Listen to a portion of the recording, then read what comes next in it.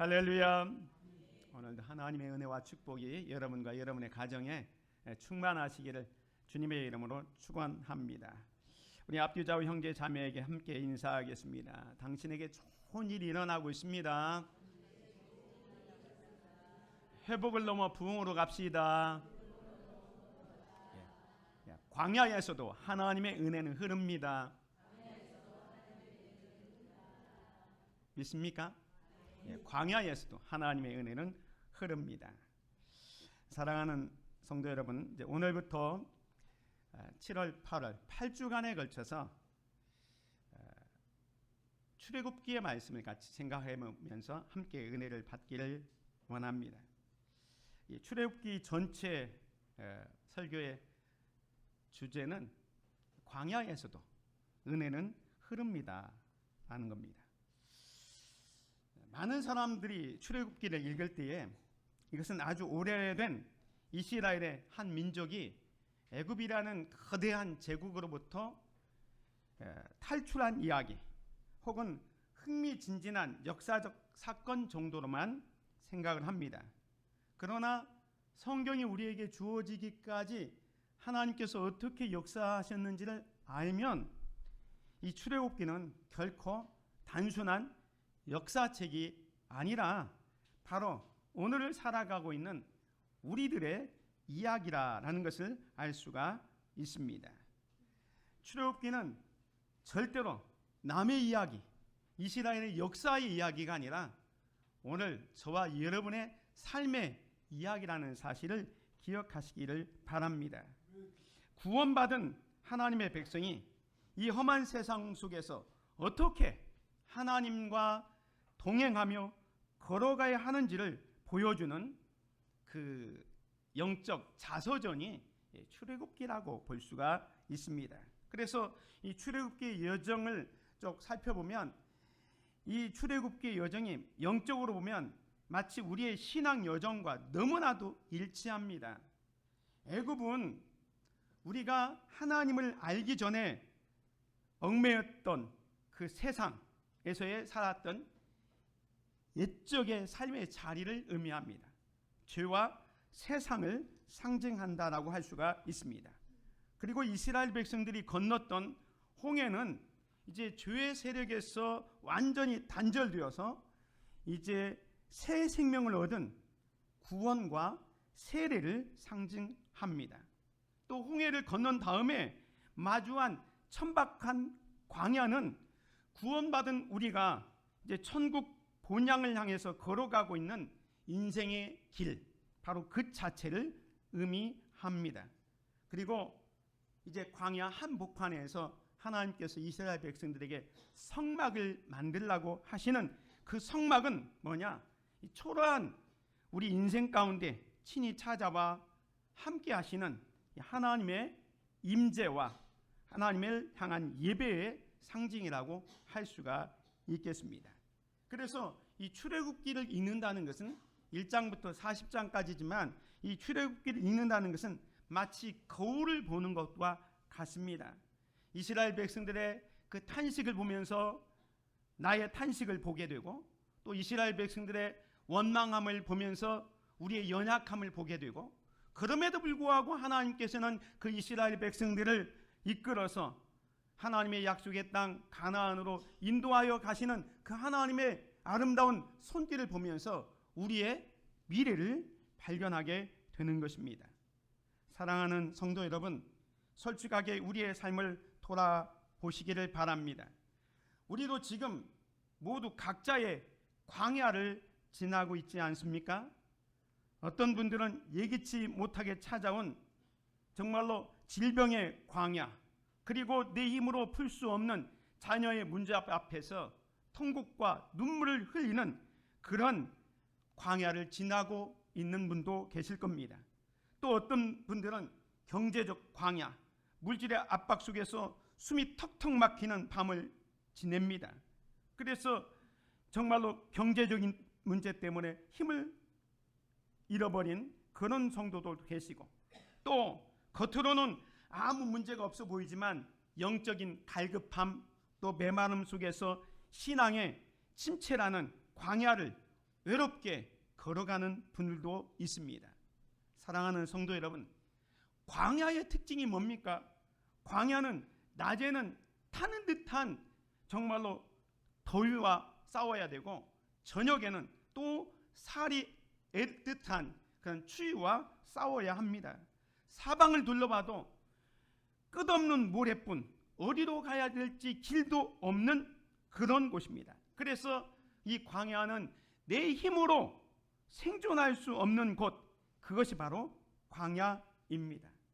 그렇지만 이 출애굽기 전체를 관통하여 성령님께서 우리에게 들려주시는 가장 강력한 메시지는 뭐냐? 광야가 없어지는 것이 은혜가 아니라 그 거칠고 메마른 광야에서도 하나님이 여전히 나와 우리와 함께 하시는 것이 진짜 은혜다라는 것을 말씀해 주고 있습니다. 이거 한번 같이 한번 읽겠습니다. 시작. 광야가 없어지는 것이 은혜가 아니라 그 거칠고 메마른 광야에서도 하나님이 여전히 나와 함께 하시는 것이 진짜 은혜입니다. 믿습니까? 그래서 오늘은 환경이 바뀌는 것보다 더 큰 기적은 그 환경 속에서 하나님의 임재를 경험하는 저와 여러분이 되기를 소망합니다. 오늘은 그 첫 번째 시간으로 부르심의 은혜라는 말씀을 통해서 하나님께서 우리를 부르시고 또 준비하시는 그거에 대해서 같이 생각해 보면서 내 삶의 광야 한복판에서 나를 찾아오셔서 내 이름을 부르시는 그 하나님의 복된 음성을 듣는 귀한 시간 되시기를 주의 이름으로 축원을 드립니다. 하나님은 우리의 고통을 보고 계십니다. 오늘 본문 말씀 출애굽기 3장 이전에 1장의 그 출애굽기 배경을 보면 그야말로 칠흑 같은 절망이었습니다. 여기 보면 1장 8절에 보면 요셉을 알지 못하는 새 왕이 일어나 애굽을 다스리더니 그가 그 백성에게 이르되 이 백성 이스라엘 자손이 우리보다 많고 강하도다. 자 우리가 그들에 대하여 지혜롭게 하자. 두렵건대 그들이 더 많게 되면 전쟁이 일어날 때에 우리 대적과 합하여 우리와 싸우고 이 땅에서 나갈까 하노라 하고 감독들을 그들 위에 세우고 그들에게 무거운 짐을 지우어 괴롭게 하여 그들에게 바로를 위하여 국고성 비돔과 라암셋을 건축하게 하니라 라고 말씀하고 있습니다. 이 1장의 배경은 정말로 칠흑 같은 절망입니다. 요셉을 알지 못하는 새로운 왕, 즉 이스라엘을 적대하는 바로 왕이 일어났습니다. 하나님의 축복을 받은 이스라엘 백성들은 번성해서 사람의 숫자가 많아지기 시작합니다. 그런데 어느 날 하루아침에 이 잔인한 압제자에 의해서 노예 신세로 전락하게 됩니다. 매일 무거운 흙을 이겨서 진흙을 이겨가지고 벽돌을 구워야 했고 채찍을 맞으면서 비돔섬과 라암셋 성을 건축할 수밖에 없었습니다. 그것뿐만이 아니죠. 이 바로의 정책은 인구가 많아지는 것을 이제 우려해서 히브리 사람들이 어린아이를 낳으면 다 나일강에 버려서 죽여라 라는 명령까지 내리게 됩니다. 갓 태어난 핏덩어리 어린아이를 나일강에 버리는 그 부모의 심정이 어떻겠습니까? 통곡과 비명이 온 애굽 땅을 덮었습니다. 희망이라고는 단 1%도 찾아볼 수 없는 완벽한 어두움이었습니다. 그 고통의 세월이 자그만치 수백 년을 흐르게 됩니다. 사람들은 생각했습니다. 하나님 어디 계십니까? 우리의 조상 아브라함의 하나님, 이삭의 하나님, 야곱의 하나님은 도대체 왜 침묵하십니까? 우리를 왜 잊으신 겁니까? 라고 질문하고 있었습니다. 그러나 여러분, 하나님은 결코 침묵하고 계신 것이 아니었습니다. 보이지 않는 곳에서 하나님께서 일하고 계셨습니다. 출애굽기 2장 24절 25절에 보면 대반전의 서막이 이렇게 기록되고 있습니다. 하나님이 그들의 고통 소리를 들으시고 하나님이 아브라함과 이삭과 야곱에게 세운 그의 언약을 기억하사 하나님이 이스라엘 자손을 돌보셨고 하나님이 그들을 기억하셨더라. 할렐루야.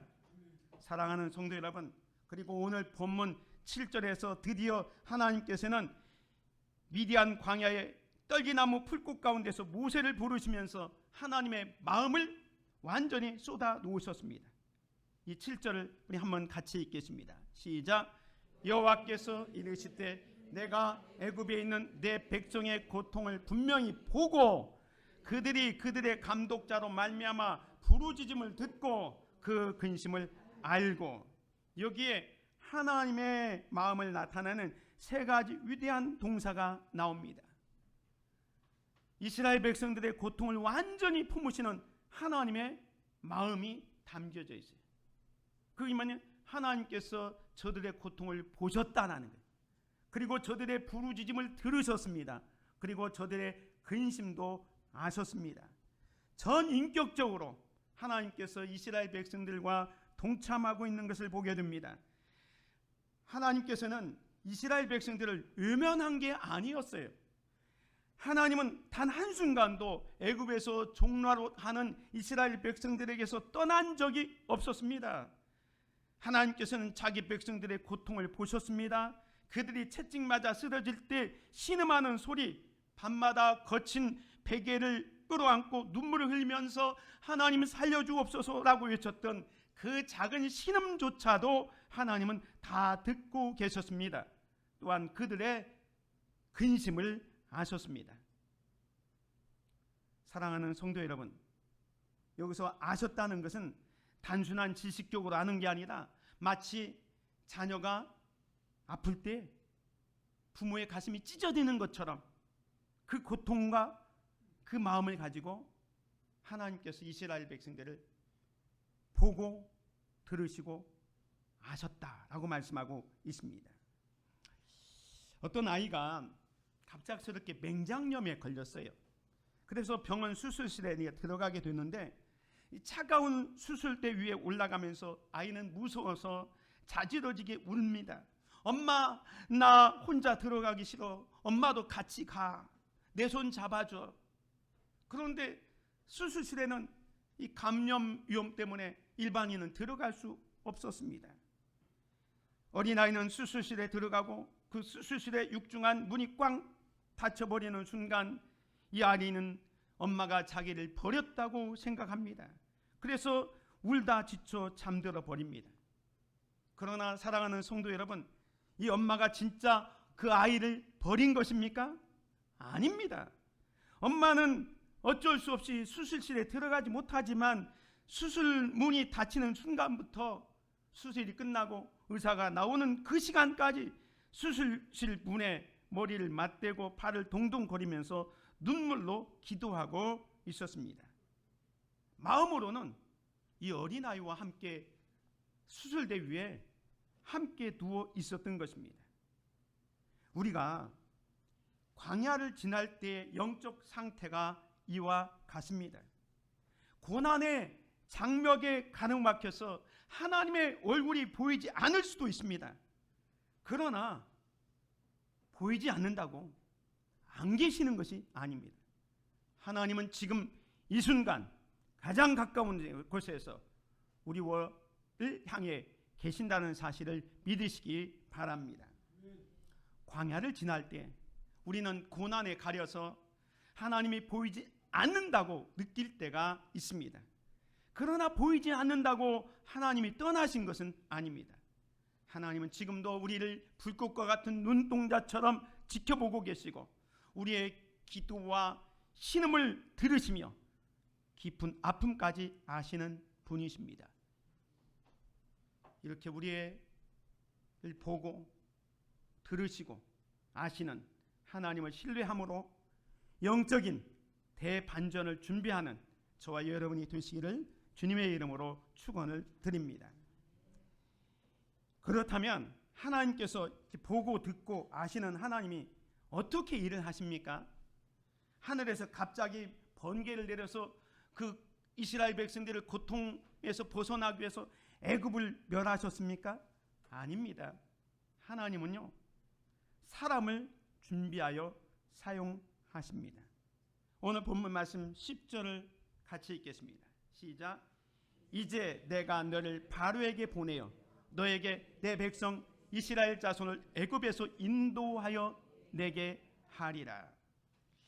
하나님은요, 갑자기 하늘에서 번개, 천둥에 의해서 그 애굽을 없애버린 게 아니라 하나님의 사람을 부르셨습니다. 모세를 부르시고 그 모세를 준비시켜서 사용하는데, 이제 내가 너를, 모세를 바로에게 보내어 너에게 내 백성 이스라엘 자손을 애굽에서 인도하여 내게 하리라. 애굽에서 구원해 낼 것을 말씀하고 있습니다. 여러분, 모세가 이렇게 부름을 받았을 때 나이가 몇 살 때 부름 받죠? 80세에 부름을 받습니다. 모세는 120년을 살았는데요, 이 120년을 꼭 이렇게 40년씩 잘라서 보면 모세의 첫 번째 40년은 애굽의 왕궁에서의 생활이었습니다.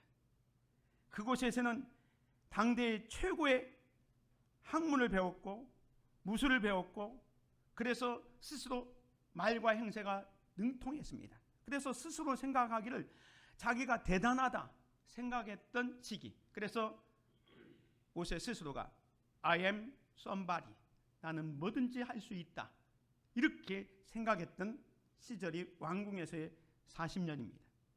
그런데 이 모세가 사람을 죽이고 살인죄로 미디안 광야로 도망쳐서 또 40년을 보내게 됩니다.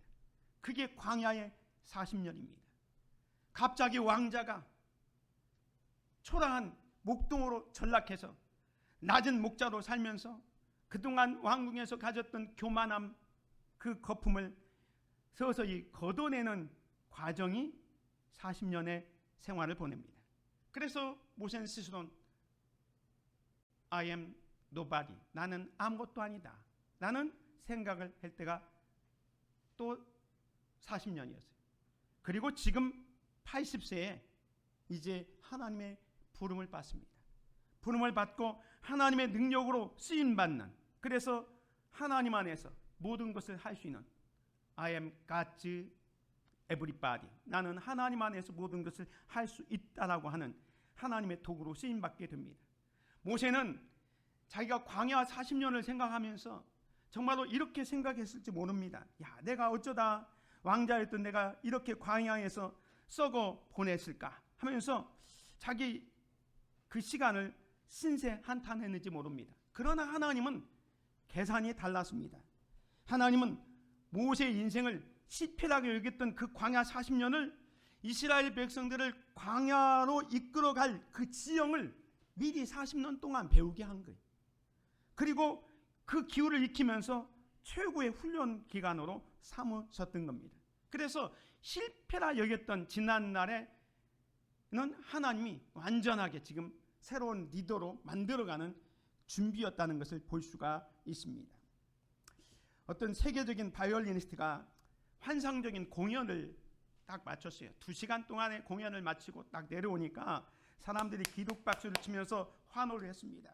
그래서 어떤 기자가 와서 물었습니다. 선생님, 어떻게 하면 그렇게 무대 위에서 완벽하게 아름다운 연주를 할 수 있습니까? 대단한 천재이시구나 하면서 치켜 세웠습니다. 그때 이 바이올리니스트가 이런 말을 합니다. 여러분은 무대 위에서 나타나는 이 2시간을 보지만 이 2시간을 위해서 저는 10년 넘도록 하루에 10시간씩 피나는 노력을 한 결과입니다, 라고 대답을 했다고 합니다. 그렇습니다. 무대의 영광은 골방에서 연습의 결과로 나타나는 겁니다. 하나님은 즉각적인 응답보다는 우리를 거룩한 사명자로 쓰기 위해서 믿음의 준비 과정을 더 가치 있게 보신다는 사실을 믿으시기 바랍니다. 근데 우리는 조급합니다. 하나님은 신실하신데 우리는 조급해서 그냥 결과주의, 하나님 당장 내 문제 해결해 주시고 당장 나를 높여주시고 당장 나를 축복해 주옵소서라고 얘기합니다. 그러나 하나님은 과정을 보십니다. 상황을 바꾸기 전에 그런 복과 축복을 온전히 담아낼 수 있도록 우리를 연단과 기다림을 통해서 우리의 그릇을, 우리의 내면을 먼저 빚어가고 있다는 사실을 믿으시기 바랍니다. 지금 여러분의 광야 생활, 지금의 기다림과 연단, 아무도 알아주지 않는 무명의 시간은 결코 헛되지 않습니다.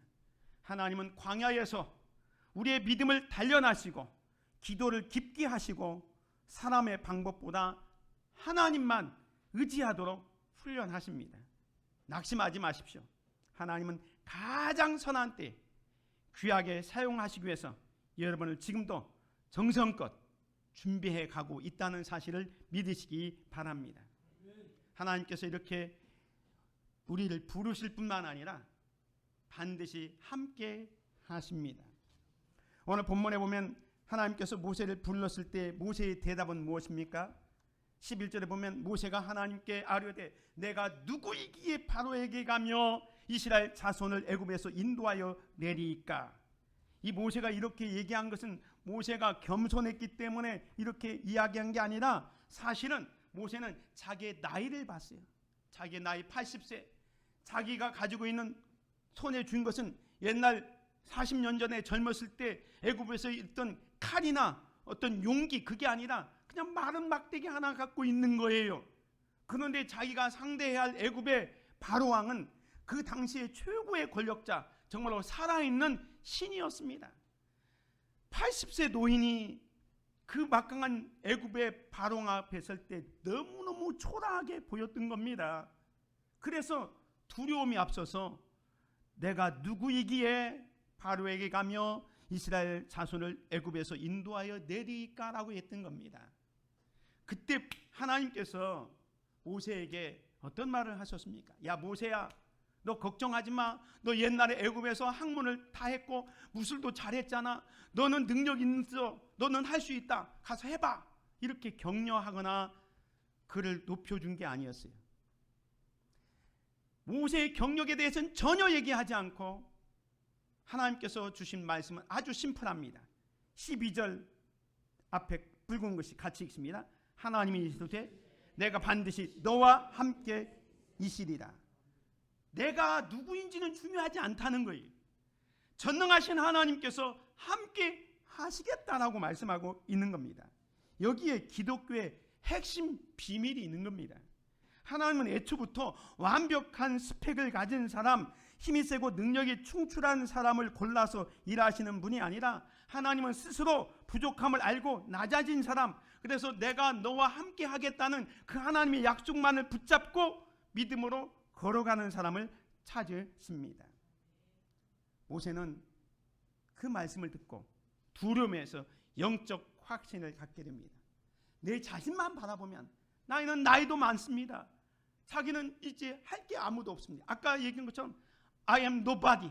나는 정말로 아무것도 할 수 없는 그런 존재였어요. 그래서 내가 누구이기에 바로에게 가겠습니까? 라며 무능함과 두려움으로 도망쳤습니다. 그러나 하나님은 모세의 스펙이 아니라 오직 한 가지 말씀, 내가 반드시 너와 함께 있으리라. 할렐루야.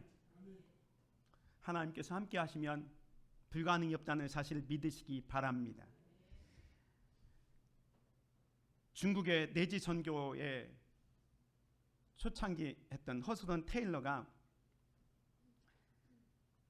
해안에서만 선교하던 자들이 이제 중국 내려로 들어가서 선교를 하려고 이제 했습니다. 수많은 재정적 위기와 생명의 위협을 겪게 됩니다. 그때 사람들마다 이 무모한 일을 어떻게 감당하려 합니까? 라면서 만류했다고 합니다. 그때 허드슨 테일러는 평생 이 고백을 붙들고 살았다고 합니다. 하나님의 일을 하나님의 방법으로 하나님의 때에 행하면 하나님의 공급하심과 도우심은 절대로 부족함이 없다. 내게 능력 있는 것이 아니라 나와 함께 하시는 하나님이 전능하시기 때문이다. 오늘 우리들도 이런 믿음을 가지고 살아갈 수 있기를 바랍니다. 하나님의 함께 하심이 만들어내는 영적 유익이 뭐냐면 내 능력이 아니라 믿음의 관계가 돈독해지는 거예요. 하나님과. 그래서 유능한 스펙이 아니라 오직 매일 주님과 함께 겸손히 걷는 이 신뢰의 태도를 갖게 됩니다. 그리고 마른 막대기 지팡이, 이건 모세의 손에 들렸을 때는 그냥 마른 막대기에 불과했지만 이게 하나님의 손에 붙들릴 때는 하나님의 능력의 지팡이가 되는 겁니다. 그래서 홍해도 가르고 반석을 쳐서 물을 내게도 했던 것입니다. 그리고 한계를 뛰어넘는 평안함이 있습니다. 내가 선 바로 장애물, 그것이 크면 클수록 내 뒤에 동행하시는 주님의 광대함을 신뢰하기 때문에 마음의 편안함을 얻을 수가 있습니다. 사랑하는 성도 여러분, 지금 여러분의 삶의 자리가 버겁고 무능함에 낙심이 들 때 사탄은 늘 우리의 부족함을 주목하게 만듭니다. 너 같은 사람이 무엇을 하겠다고? 네가 교회에서 중직자야? 그러고도 이 일을 할 수 있어? 너는 안 돼. 우리의 부족함, 연약함을 보면서 이야기합니다.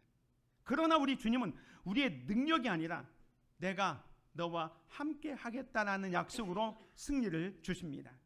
마른 막대기가 하나님의 손에 붙들려 기적을 일으켰듯 광야 같은 삶을 이기게 하는 것은 내 능력이 아니라 나와 함께 하시는 하나님의 능력에 있음을 믿으시기 바랍니다.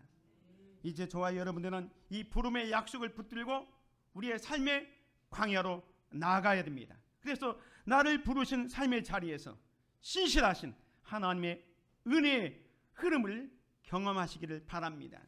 모세가 불꽃 가운데서 하나님의 부르심을 받은 것은 모세 개인 자신이 어떤 위로를 받고 모세가 혼자 잘 먹고 잘 살기 위해서 부름을 받은 게 아니라 이스라엘 전체 민족을 구원하기 위한 사명으로 불러주셨습니다. 오늘 예배에 참여한 저와 여러분들도 하나님께서 우리를 부르십니다. 나를 사명자로 부르셨어요. 어디에? 여러분의 가정의 영적 파수꾼으로 여러분을 부르셨습니다. 그래서 눈물과 기도로 온 집안의 구원을 먼저 이루면서 믿음의 세대를 올바르게 전수하는 가정의 제사장 자리가 여러분이 부름을 받은 자리라는 사실을 믿으시기 바랍니다. 뿐만 아니라 일터와 세상의 소금으로 우리를 불러주셨습니다. 세상의 불의와 이기심 속에서 하나님의 공의를 삶의 정직과 온유로 흘려보내는 치열한 사명의 자리로 우리를 불러주셨습니다. 더 나아가 교회의 실실한 일꾼으로 우리를 불러주셨습니다. 상처받고 길을 잃은 방황하는 믿음의 지체들을 사랑으로 안아주고 묵묵히 헌신하는 교회의 모퉁이 돌로 우리를 불러주셨다는 사실을 깨닫고 순간순간마다 하나님의 은혜를 기억하면서 승리의 삶을 살아가는 저와 여러분이 되시기를 주님의 이름으로 축원을 드립니다. 기도하겠습니다. 사랑과 은혜가 풍성하신 하나님 아버지, 오늘 말씀을 통해 우리가 걷는 거친 인생이 하나님과 동행하는 구원의 여정임을 깨닫게 하시니 감사합니다.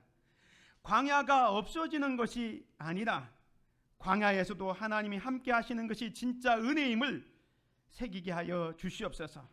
사랑의 아버지 하나님, 사방이 막힌 광야 속에서도 주님이 나를 보고 계심을 믿게 하옵소서. 하나님이 나를 잊으셨다고 낙심했던 불신앙을 용서하여 주옵소서. 주님은 지금도 내 눈물을 보고 계시고 내 작은 신음을 듣고 계시며 내 모든 근심을 알고 계심을 신뢰합니다.